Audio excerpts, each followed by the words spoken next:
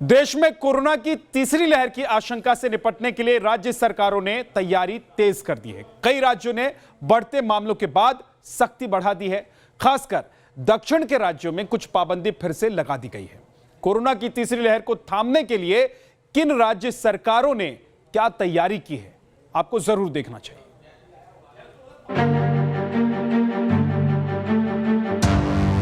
देश में सामने आ रहे कोरोना के नए केस में से औसतन 40% मरीज अकेले केरल से हैं।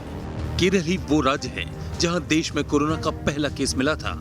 ऐसे में आपको ये जानना बेहद जरूरी है कि केरल की सरकार कोरोना वायरस से निपटने के लिए किस खास रणनीति पर काम कर रही है।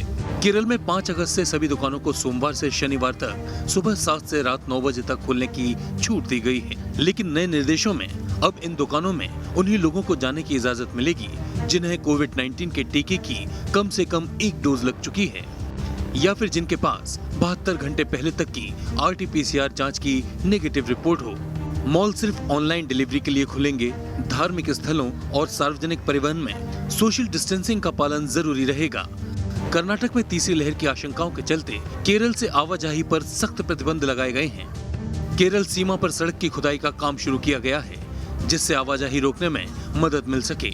केरल कर्नाटक सीमा पर 12 चेक पोस्ट बनाए गए हैं, जहां RT-PCR रिपोर्ट को देखने के बाद ही एंट्री मिल रही है। बेंगलुरु में 16 अगस्त तक धारा 144 और नाइट कर्फ्यू जारी रहेगा।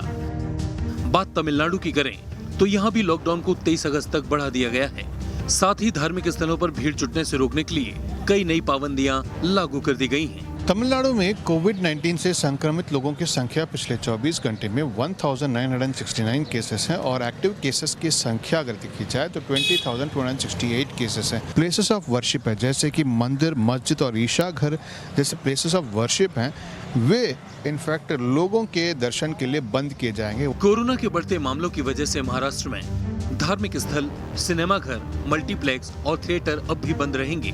राजनीतिक, सामाजिक, सांस्कृतिक आयोजनों पर रोक जारी रहेगी। तीसरी लहर की आशंकाओं के बीच थोड़ी राहत वाली खबर भी आई है। IIT कानपुर के प्रोफेसर मणिंद्र अग्रवाल की माने तो तीसरी लहर अक्टूबर में अपने चरम पर होगी, लेकिन वायरस का नया म्यूटेंट आने के बावजूद नए केस रोजाना 1.5 लाख से ज्यादा नहीं होंगे। यानी दूसरी लहर के मुकाबले तीसरी लहर कमजोर होगी। जुलाई के महीने में और अगस्त में धीरे धीरे सब हटेंगे। तो जब लॉकडाउन हटते हैं तो कहीं भी जिस भी जगह पे लॉकडाउन हटेगा वहाँ संक्रमण की संख्या थोड़ी बड़ी होगी।